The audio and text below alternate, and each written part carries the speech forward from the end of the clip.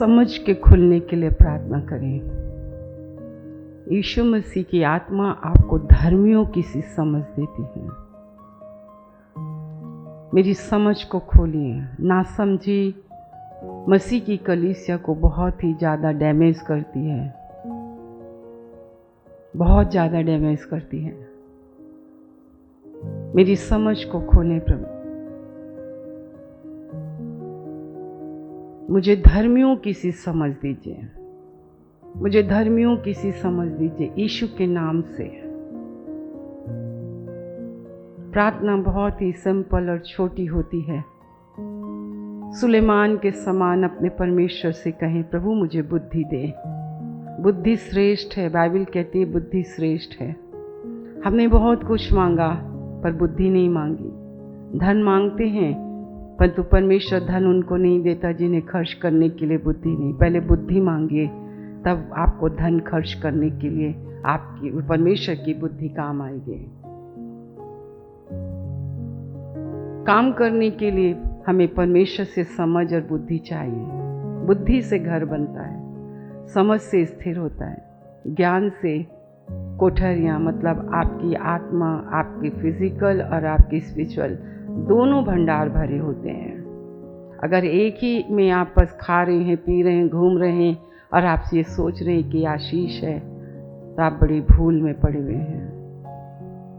परमेश्वर से बुद्धि मांगे। परमेश्वर ने कहा, सुलेमान तू मुझसे मांग। सुलेमान बहुत कुछ मांग सकता था पर उसने अपने परमेश्वर से बुद्धि मांगी। ईश्वरी बुद्धि।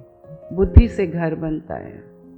आपका घर परमेश्वरी बुद्धि से बनता है, ईश्वरी समझ से बनता है। आपके बिजनेस के लिए, आपके काम के लिए, काम पर जाने के लिए, हाउसवाइफ होने के नाते काम करने के लिए आपको बुद्धि चाहिए, परमेश्वर की बुद्धि। स्टडी करते हैं, ट्रेनिंग में हैं, आपको ईश्वरी बुद्धि चाहिए। कोई ट्यूटर आपको बुद्धि नहीं दे सकता है। आप बुद्धि मांगिए यीशु के नाम से। हे मेरे पुत्र, अगर तेरे मुख से बुद्धि की बात निकलती है तो तेरे पिता का मन आनंदित होता है। ये मुझे रुलाते हैं क्योंकि आपकी मूर्खता, आपकी नासमझी उसको रुलाती है। मूर्खता के कारण परमेश्वर की हड्डियां, मेरे प्रियो, बुद्धि, ज्ञान और समझ ऊपर से आता है। हर अच्छे दान वरदान ऊपर से आते हैं। अगर दान वरदान, अच्छी बातें ऊपर से आती तो आज आपकी ऐसी दशा नहीं होती, परमेश्वर की आत्मा शोकित नहीं होती। जिसे बुद्धि की घटी है मुझसे मांगे। पहले अपनी घटी को तो पहचानिए। आप अपने आप में बहुत बुद्धिमान, समझदार हैं। जो अपने आप में बुद्धिमान, समझदार होते हैं उनकी पहचान क्या है? वो किसी से नहीं सीखते, वो सीखना ही नहीं चाहते। परंतु परमेश्वर ने मुझे चींटी से सिखाया, कछुए से सिखाया, कबूतर से सिखाया, कौवे से सिखाया, गधी से सिखाया, छिपकली से सिखाया। हमसे, मनुष्य से अच्छे ये छोटे छोटे जानवर हैं। अगर आप किसी से नहीं सीखते हैं, आप मूर्ख इंसान हैं। आप कहें, प्रभु मेरी मूर्खता को दूर कर दे, मुझे बुद्धिमान पुरुष बना। मेरे मुख से बुद्धि की बातें निकले, मेरे मुख से समझ की बातें निकले। और जब मेरे मुख से बुद्धि की बातें निकलेंगी तो विशेष करके आपके पिता, आपके स्वर्गीय पिता का मन आनंदित होगा। हालेलुया। परमेश्वर आपको आशीष दे। हम 34वें वर्ष में हैं। आपको देखकर, आपके घराने को देखकर अच्छा लगता है कि प्रभु के प्रेम में परमेश्वर ने आपको बना के रखा है। विश्वास, योग्यता हम देखते हैं, परमेश्वर देखता है। प्रभु में परिश्रम परमेश्वर देखता है। परमेश्वर ये देखता है कि आप परमेश्वर के किसी उपकार को नहीं भूलते हैं। आप परमेश्वर की सभा में, परमेश्वर के आत्मिक घर में आपके अंदर एक जलन होती है, जो आशीष पाकर अपने घर में बैठे रहते हैं। आज भी देखो कितने लोग हैं जो यहाँ नहीं आए हैं। अगर परमेश्वर ने हमें आसपास रखा है, यरूशलेम के आसपास रखा है। आप नहमिया की पुस्तक पढ़ें, आपको मालूम है कई लोग बहुत ये हैं, आप हिजकेल में पढ़ें, वहाँ पर लिखा है कि किस प्रकार परमेश्वर ने लोगों को अपने निकटता में रखा। आप निकट, वो इतना निकट का परमेश्वर है। आपको मालूम है मसीह की देह उठाई जाएगी, कलीसिया उठाई जाएगी। ये जो परमेश्वर की डांट और फटकार आपको मिलती है ना, ये आपके नासमझी की वजह से आपको मिलती है। आपके घर में आप अपने लिए ईमानदार रहिए। आप एक पल सोचें, अगर प्रभु आपके जीवन में नहीं आता तो मैं सोचती हूँ कि आज आप जीवित भी नहीं होते।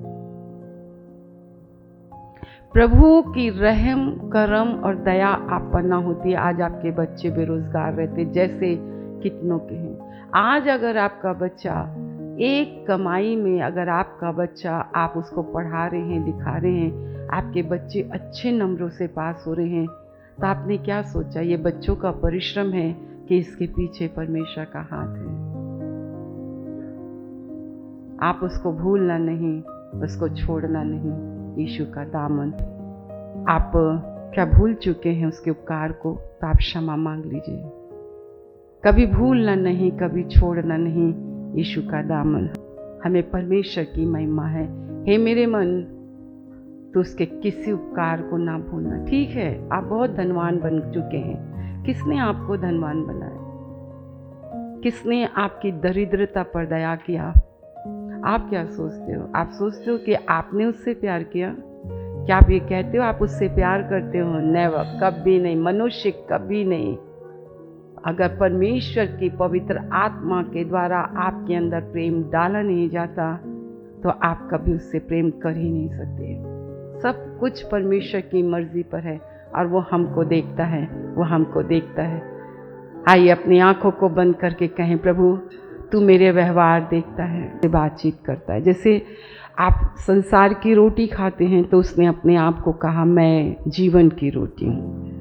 गेहूं की रोटी नहीं, जीवन की रोटी वो है। परमेश्वर का बहुत धन्यवाद। एक बात, कलीसिया है इसलिए बहुत अच्छी बात। अगर प्रभु मुझे, मैं ज़्यादा वो सब बातों में ध्यान नहीं देती हूँ क्योंकि वचन है, पर कई बार समझाने के लिए सही कलीसिया, जब कलीसिया शब्द आता है, कलीसिया शब्द आता है तो उसका अर्थ है, शुरू से आपको समझाया गया है, निकाले गए लोग। कहाँ से? मिस्र से।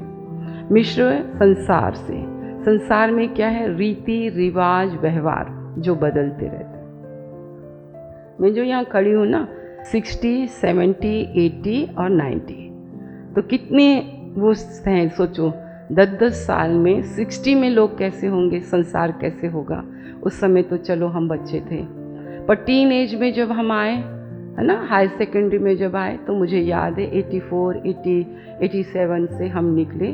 फिर जो हमारी एजुकेशन पूरा ये सब हुआ, उस समय हम उसमें आते गए और आज हम 90s में से पार हो गए।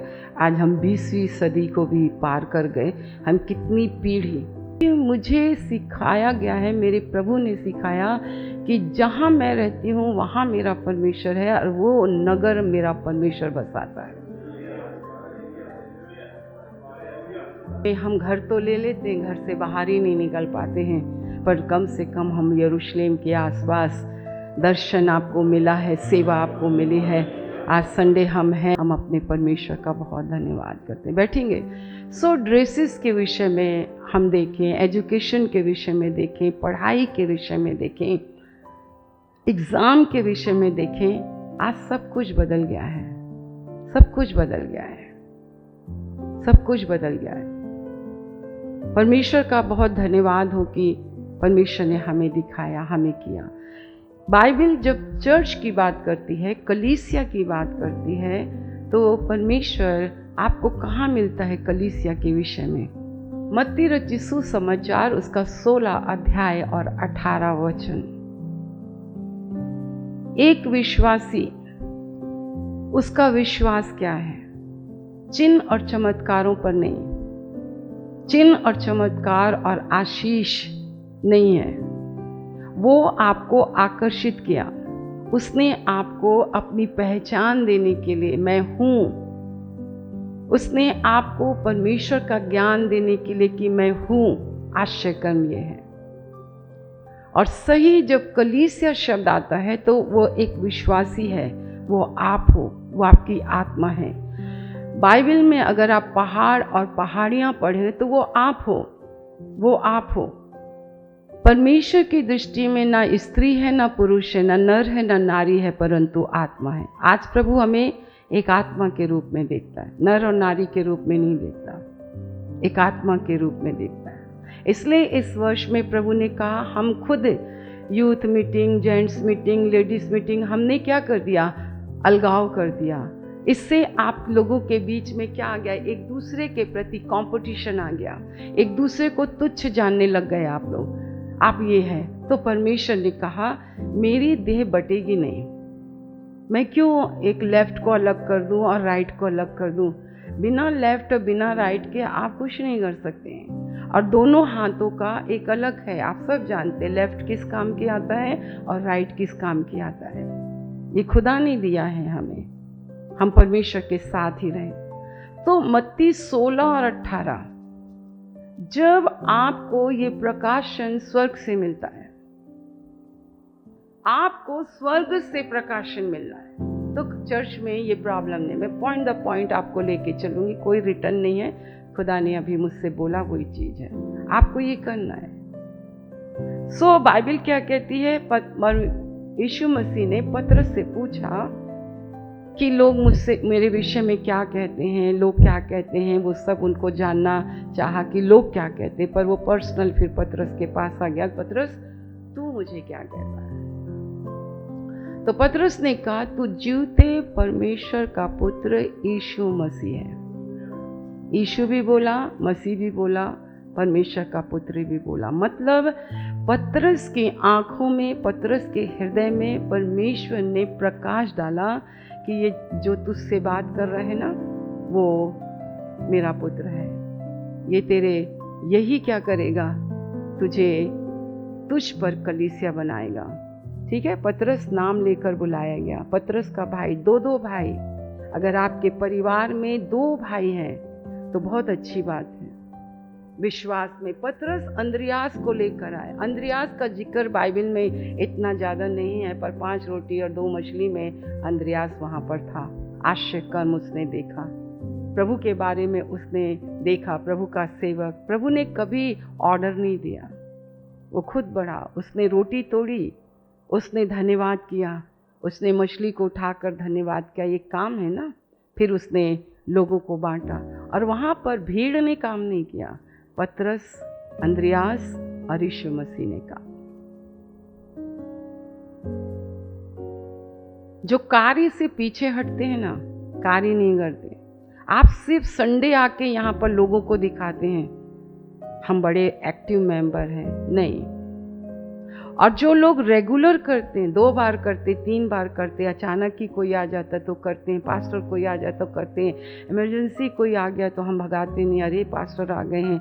तो कई लोगों को बोलना भी नहीं पड़ता है, वो अपने आप ही करते हैं, अपने आप ही करते हैं। आपको समझना पड़ेगा, आपको समझना पड़ेगा। और यहाँ पर जब उससे प्रकाश मिला, पहचान मिली, ज्ञान मिला, कहाँ से आया? पृथ्वी से आई? पृथ्वी के किसी पास्टर ने बोला? नहीं, पृथ्वी के किसी पास्टर ने नहीं बोला।